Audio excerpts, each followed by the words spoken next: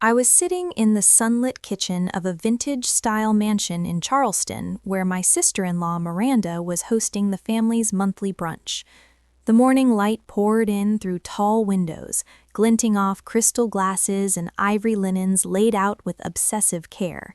Everything looked flawless, almost staged, if only I weren't staring so intently at the coffee cup placed in front of me, debating whether lifting it to my lips would be a mistake I couldn't undo. "I made it myself, Everly," my husband Kyle said lightly as he set the cup down. His tone was relaxed, affectionate even, but his eyes made my stomach tighten.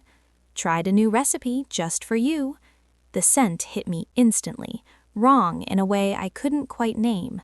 Not burnt, not stale, but metallic, warm, unfamiliar. It didn't smell like any coffee I'd ever had. A chill slid down my spine. Across the table, Miranda cradled her espresso, sipping slowly, her gaze never leaving my face. Her calm was unsettling, as though she were waiting for confirmation that something was about to go exactly as planned. I forced a smile. "You know I usually drink iced coffee, Kyle." I tried to sound casual, though my fingers trembled slightly against the porcelain. "You're changing things up today." He shrugged. "Thought I'd break routine. You should try it. Miranda and I already did. It's really good." I looked to Miranda, searching her face for anything beneath that measured smile. She gave a small nod and set her cup down, not drinking again. That brand of concern was familiar to me. In the 3 years I'd been married, I'd ended up in the hospital 3 times after eating or drinking at Miranda's house. Allergic reactions, food poisoning, violent stomach pain. Nothing definitive. Kyle always had explanations: sensitive digestion, new ingredients, weather changes. Miranda always acted worried, sent flowers, checked in by text, but never once showed up in person. I stopped believing in coincidence a long time ago, especially after nearly missing a critical meeting because of a detox tea she insisted would help my focus. "What were you and Miranda doing at her place so late last night?" I asked, keeping my eyes on the coffee. Kyle blinked, just a fraction too slow. "We were talking about your anniversary gift," he said. "Wanted it to be a surprise." "A surprise," I murmured, sliding the cup aside as if distracted while pretending to search for my phone. 3 cups sat on the table, mine untouched, theirs nearly empty. Miranda rested her chin in her hand, her smile barely there. "Everly, you look exhausted lately," she said softly. "Are you feeling all right?" "Not really. Maybe I just need my coffee." I lifted the cup, tilted it toward my lips, mimed a sip without swallowing. Their eyes flicked to each other, quick but loaded. The knot in my chest tightened. Something was happening, and if I wasn't careful, this cup was the key. I stood abruptly, phone in hand. "Sorry, my assistant just messaged me. Miranda, do you mind if I use your study for a moment?" "Of course," she said, watching me too closely. As I passed her chair, I stumbled on purpose, bumping the table just enough to shift the cups. "Oh, I'm so sorry," I said, fussing with the tablecloth. In one smooth motion, I switched my cup with hers, subtle, clean. I doubted anyone would notice unless they were expecting something. Miranda's brows twitched, but she said nothing. I hurried into the study, heart racing, hands shaking, leaving the door slightly ajar. From there, I watched. Kyle checked his phone. Miranda lifted the cup that had originally been meant for me and took a sip. Then another. 10 seconds passed. Nothing happened. Doubt crept in. Maybe I was wrong. Maybe paranoia had finally gotten the better of me. Then Miranda's hand slammed against the table. Her face tightened, color draining rapidly. She clutched the chair, breath hitching. Kyle looked up just as she gasped, "My throat, it's burning." Her voice shook. "Kyle, there's something in the coffee." I stepped back into the kitchen, my phone already recording, having started the moment I entered the study. "Not feeling well, Miranda?" I asked evenly. Her eyes flew to me, then to Kyle. "Everly, you said it would only make her tired, not—" "Wait," I interrupted, stepping closer. "Only tired? What exactly did you promise her, Kyle?" His face went ashen. "This wasn't supposed to happen," he stammered. "That wasn't her cup." The room fell silent. I raised my phone. "I recorded everything," I said calmly, "including what she just said about you telling her it would only make me tired." Miranda doubled over, gasping. "Call an ambulance," she pleaded. Kyle fumbled for his phone. "I'm calling. I didn't know she drank the wrong one." I dialed 911 myself. "I need an ambulance at 145 Elmhurst Drive. Severe reaction after ingesting coffee. She's shaking. Her hands are seizing." Miranda collapsed to the floor. Kyle knelt beside her, both of them pale with fear. "You switched the cups," Miranda whispered hoarsely. "You knew." I crouched a few feet away, meeting her eyes. "After 3 ER visits in 6 months, did you really think I wouldn't?" I said quietly. "The birthday breakfast, the strange egg dish, the tea before my presentation, and now this?" Paramedics burst in moments later. As they worked, I looked at Kyle. "You planned this with your sister," I said flatly. "Because of the contract I landed?" He didn't answer. Sweat beaded on his forehead. "I'll go to the hospital with her," I told the medics. "She's my sister-in-law." Kyle reached for my arm. "You don't understand. This isn't what it looks like." I pulled away. "Then how did you know it wasn't her cup before she said anything?" I walked out, my chest heavy, but no longer afraid. The truth was finally surfacing, and this time they wouldn't bury it. I sat in the ER waiting room at St. Vincent Hospital, eyes fixed on the partially closed door across from me. Miranda was being treated inside. Kyle vanished the moment they wheeled her away. No explanation, no message. I pressed my palm to my thigh to steady myself. In my purse, my phone was still recording. Every word from the brunch table, every slip, every confession. The door opened and a female doctor stepped out. "Miss Everly Carson?" I stood. "She's stable," the doctor said. "We found a foreign substance in her blood, something typically used in clinical research." "So it's not something you can buy easily?" I asked. "Correct. And if you had consumed the full amount, the outcome could have been much worse."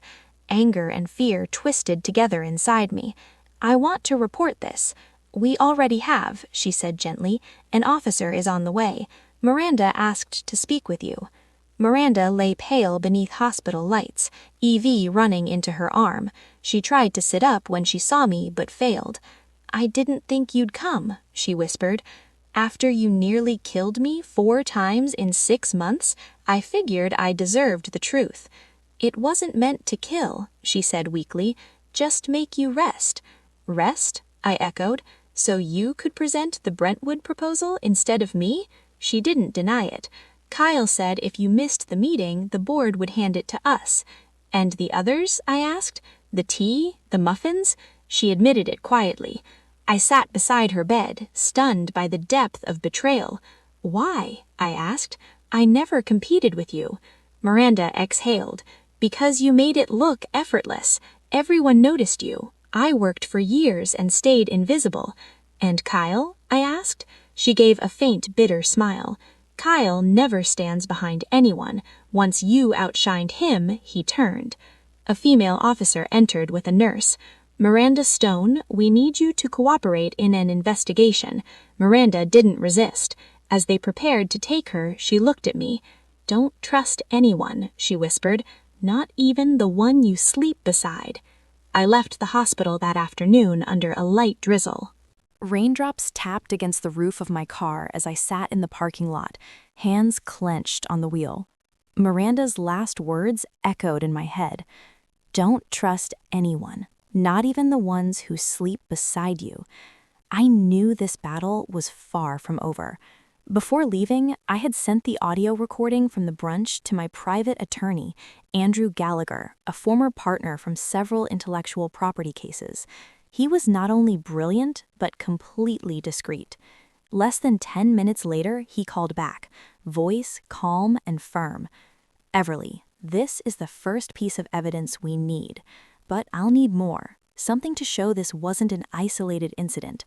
I looked down at my phone, then reached for the backup phone, the one I kept hidden in my desk drawer.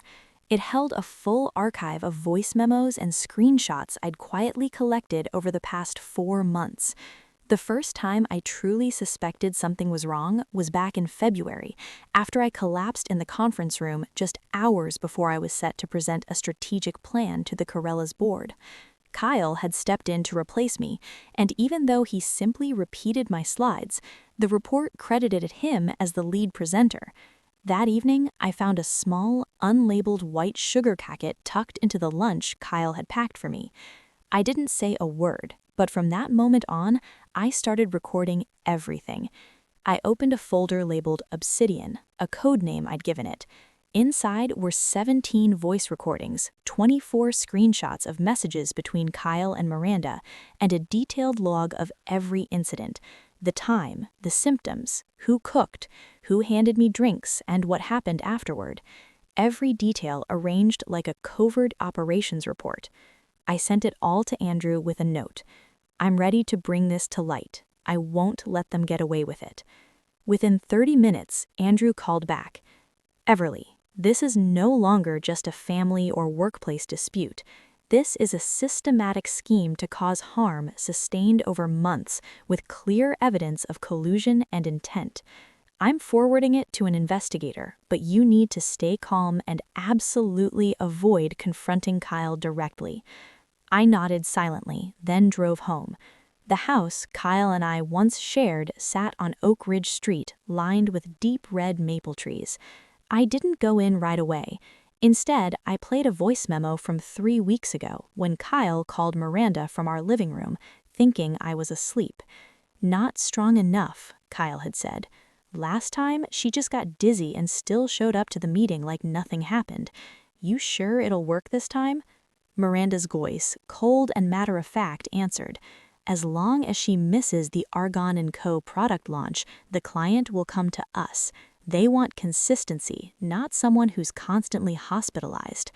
I stopped the playback, my chest going cold. When I opened the front door, Kyle was lounging on the sofa with a glass of wine as if nothing had happened. "You're back. How's Miranda?" I didn't answer. I walked straight to the office and locked the door behind me. I needed a safe place to prepare. On my computer, I opened our most recent contract with Henderson Group, a deal worth over $8 million. My name was listed as the direct representative, and I knew Kyle had tried to take the lead for the executive pitch and been denied. Anger and betrayal swirled in my chest, but I couldn't let emotion cloud my next steps. I turned on the webcam and began recording a video statement. My face was clear, my eyes steady, and my voice resolute. "My name is Everly Carson. I have been poisoned multiple times over the past 6 months by my husband, Kyle Carson, and my sister-in-law, Miranda Stone. Their intent was to weaken my ability to work, cause me to miss important meetings, and divert business opportunities to themselves." I saved the file and named it Final Truth Month 4. When I stepped out of the room, Kyle was watching me closely. "You okay?" he asked. I smiled. "Fine, but I think we need to talk with a lawyer." Kyle's face tightened for a split second. I could see him calculating an exit strategy. But this time, I was already one step ahead, and I wasn't stopping until the truth came to light. The next morning, I returned to St. Vincent Hospital with everything my lawyer had requested: copies of the recordings, a detailed log file, and the video statement I had recorded the night before. The police had already been notified and arrived on time. Officer Maria Ellison, along with 2 colleagues and the attending ER doctor, met me in the administrative office. "I've been briefed," Maria began, her voice firm, "but we'll need to review all documentation and, if possible, confirm the hospital records of your recent admissions." "I've prepared everything," I said, handing her a USB drive. "And here's a letter from Dr. Brunner. He treated me during my last admission in June." They opened a laptop and plugged in the headset. As the brunch recording played, I watched Maria's expression shift from skeptical to stunned to icy. "That wasn't her cup," Maria repeated Kyle's line from the recording. "That's the turning point." I nodded. And there's more. In other recordings, Kyle and Miranda discussed dosages, symptoms, and ideal timing for me to be out. Maria glanced at the doctor. We'll need Miranda's blood test results as soon as possible, and if available, compare them to Everly's from her past ER visits. The doctor nodded. We're working on it, but there's one critical detail. Miranda's preliminary results show traces of a compound used in behavioral neurotesting. It's not approved outside of lab trials. Maria noted it down, then radioed in for a team to investigate Kyle's workplace, Ashcroft, Soffit, and Bennett, where he worked as a legal advisor on commercial contracts. Less than an hour later, the report came in. 4 small, unmarked white vials were found in Kyle's desk drawer at the firm, each with a handwritten note detailing observed symptoms, onset timing, and a related project name. One note read, "Everly Henderson deal must last at least 3 days." I felt numb hearing that. The truth was now undeniable. This wasn't just a ploy to sabotage me at work. It was a methodical, calculated operation carried out with chilling precision. "We're expanding the investigation to Canner Farm," Maria said. "If the compounds trace back there, more names will be involved. But for now, Kyle Carson is being summoned." As we discussed next steps, a hospital staffer entered and informed us that Miranda was awake and had asked to speak with me privately. I followed them to her room. Miranda looked completely different from the day before. Her face was less tense. Her eyes no longer held that smug glint, just exhaustion and something like relief. "I didn't think you'd come," she rasped. "I came to hear your final confession," I said, standing a few feet from her bed.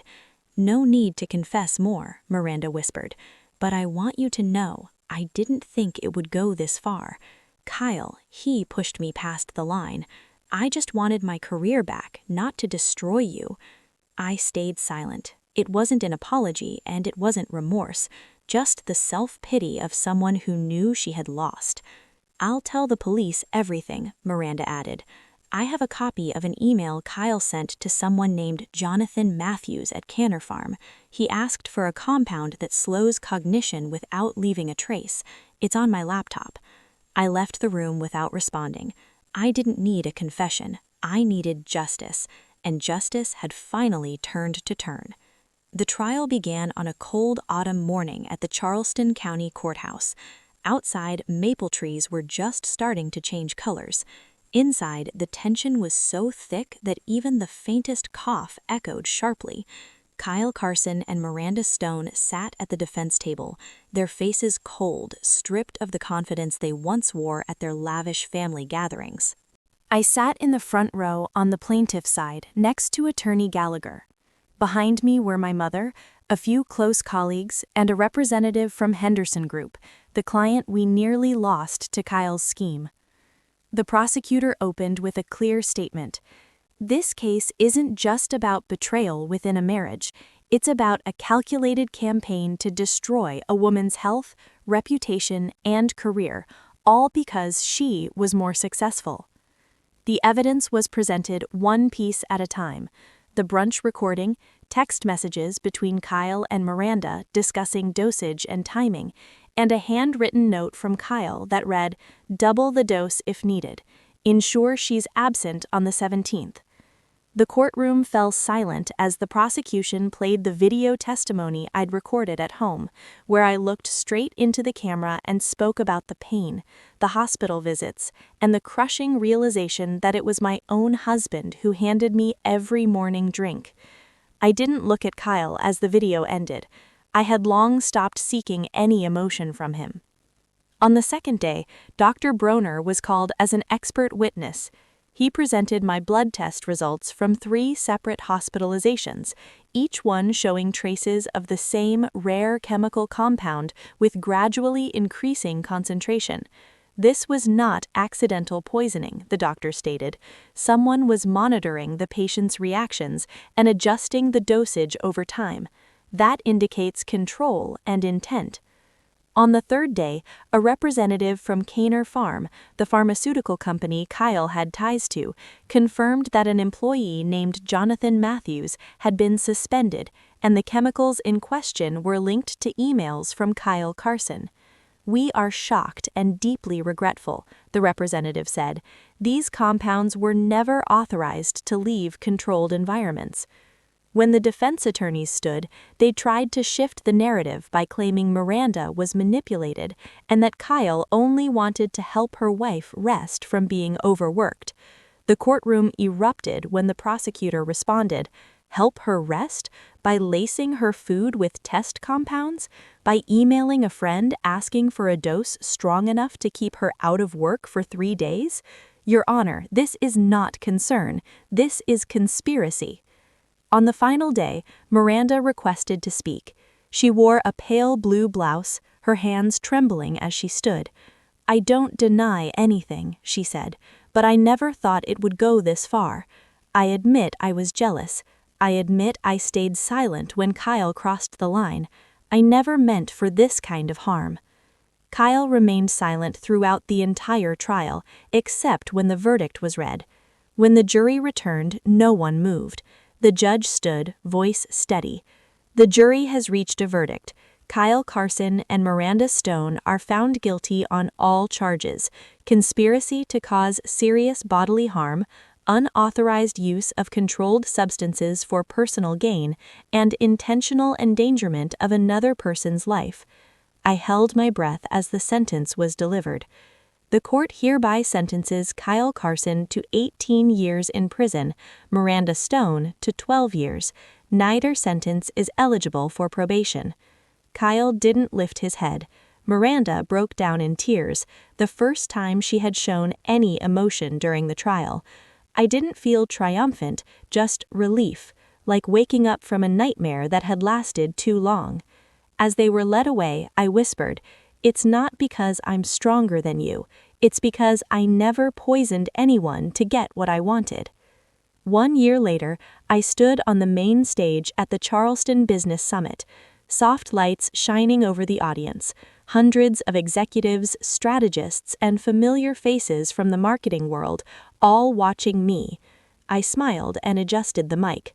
"My name is Everly Carson," I began, my voice clear and steady. "And today I want to talk to you about transforming adversity into drive and how to hold on to your identity in the storm of envy, betrayal, and pain. A year ago, I walked out of a courtroom not with a win in hand, but with a shattered heart.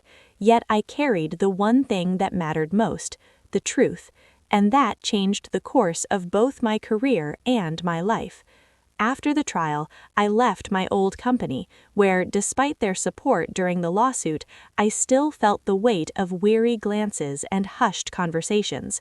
Instead, I accepted an offer from Henderson Group, the very firm nearly taken from me by my ex-husband and sister-in-law. They brought me on as Regional Strategy Director for the Southeast, giving me full control over major projects. I didn't seek revenge. I never smeared Kyle or Miranda in the press. I never told my story in interviews.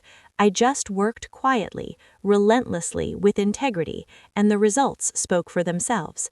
9 months ago, I secured an exclusive partnership with the luxury skincare brand Lyric Skin, worth more than $12 million.